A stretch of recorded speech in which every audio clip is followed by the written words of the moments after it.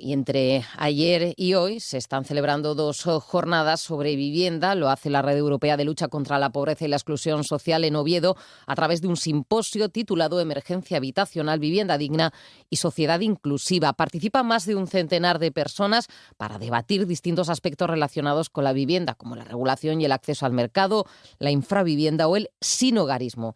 Hoy se abordarán en la jornada las políticas de vivienda, sobre qué se está haciendo, sobre qué falta por hacer.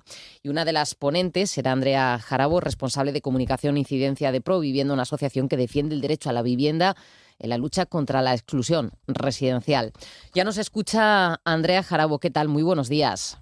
Hola, buenos días. ¿Cómo estás? Pues encantada de saludarte, Andrea, de arrojar un poquito más de luz sobre esta cuestión que yo creo que nos preocupa a todos, más teniendo en cuenta estos datos de Provivienda. 5,5 millones de hogares en España se encuentran en exclusión residencial y 4 de cada 10 se ven empobrecidos debido al alquiler.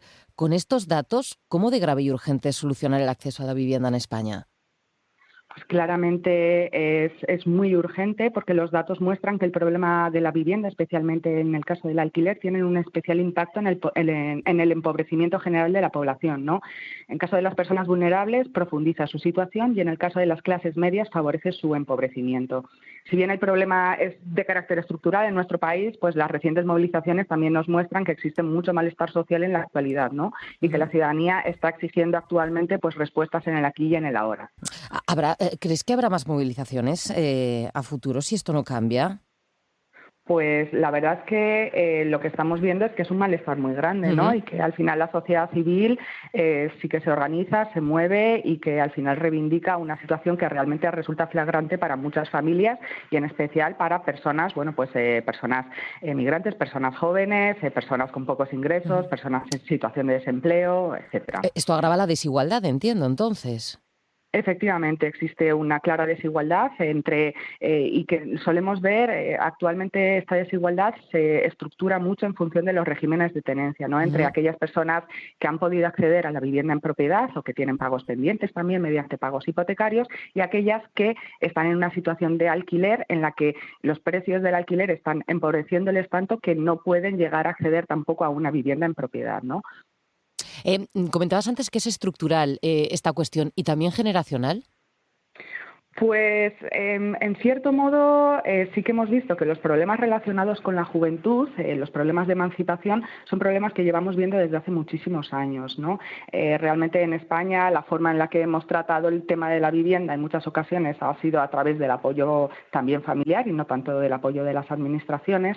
Entonces es generacional que las personas jóvenes tengan una emancipación tardía en el caso de España. De hecho, actualmente tenemos unas tasas de emancipación de las más bajas de Europa, pero sí que vemos que este problema se ha mantenido estable a lo largo del tiempo, ¿no? Tiene que ver, cuando me refiero a que es estructural, tiene que ver con las políticas públicas que se han desarrollado para afrontar este problema. En esas políticas públicas, el paso que daba el Consejo de Ministros, lo contábamos hace unos minutos, era aprobar una nueva partida de 200 millones de euros para el bono de alquiler joven. Ayer se ratificaba en esa conferencia sectorial. ¿Esta medida es eficiente? ¿Cómo valoran el incremento o cómo valoráis desde Provivienda el incremento de esos 200 millones de euros para bonos? Pues esta medida, la medida de las ayudas directas o el bono de alquiler joven, puede resultar beneficiosa para algunas personas en algunos momentos, pero siempre y cuando se combine con otras políticas. Es decir, no va a solucionar para nada el problema. De hecho, se ha comprobado que determinadas ayudas pueden, de hecho, tener efectos inflacionistas sobre los precios del alquiler, ¿no? Entonces, lo es ideal decir, sería... perdona que te interrumpa, que como los propietarios saben que hay ayudas, ¿suben el precio del alquiler? No debería ser así, pero podrían poner las nuevas viviendas de alquiler un poquito más caras. Eso se ha visto en algunos lugares, ¿vale? No tiene que ver, o sea, no quiere decir que eso se vaya a realizar en el país, pero sí que a la hora de implementar estas ayudas y de diseñar las ayudas, lo más interesante es hacerlo en combinación con otro tipo de ayudas que puedan limitar precios, bien sea mediante, por ejemplo, la limitación, la zona de mercado tensionado, que existen las herramientas gracias a la ley de vivienda, pero luego también también existen otras medidas como los proyectos o los programas de intermediación en alquiler, las bolsas de vivienda en alquiler asequible, que permiten vehicular estas ayudas mientras se limitan los precios o se bajan los precios un 20% por debajo del mercado, ¿no? Eso sería la propuesta al menos que nos parece más interesante de cara desde Provivienda, ¿no? Claro. Para implementar. Hablabas de un mercado tensionado, claro, esta cuestión me imagino que se ha agravado últimamente con los alquileres turísticos y de temporada, ¿no?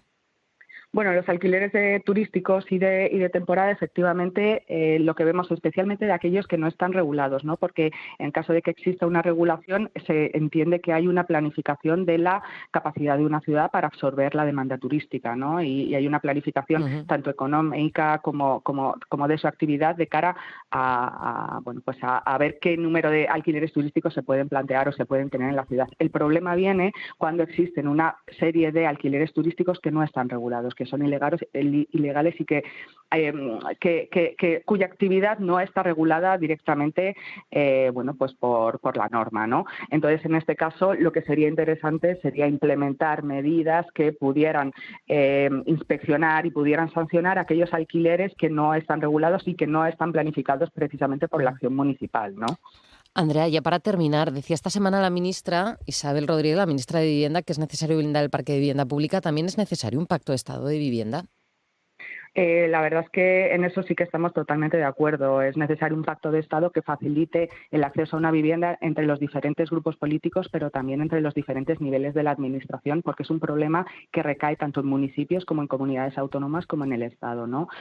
Sin duda las políticas de vivienda llevan mucho tiempo, los resultados no se consiguen de la noche a la mañana y, por tanto, tenemos que tener en cuenta en el corto plazo la emergencia, lo que estamos viviendo ahora, pero también la planificación de las necesidades futuras, y para ello necesitamos coherencia en las políticas, ¿no? Por ello, si queremos generar cambios que tengan impacto, es necesario un pacto de Estado que promueva una política de vivienda asequible que sea sostenida en el tiempo, ¿no? Y para ello sí que necesitamos un marco institucional, político y jurídico adecuado con el que podemos pensar estratégicamente en el largo plazo.